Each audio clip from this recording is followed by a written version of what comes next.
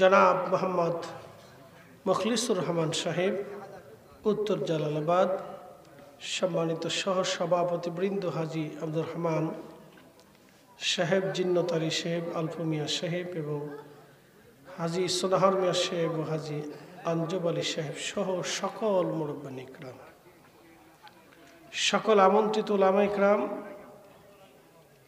আমন্ত্রিত মেহমানবৃন্দ, সকলের প্রতি আন্তরিক অভিনন্দন, মোবারকবাদ।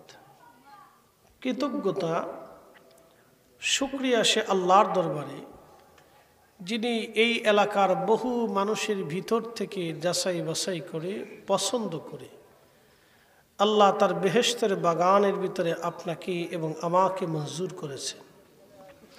সেই জন্য আল্লাহর আসমানে আমরা একসাথে শুকরিয়া আদায় করে বলি আলহামদুলিল্লাহ।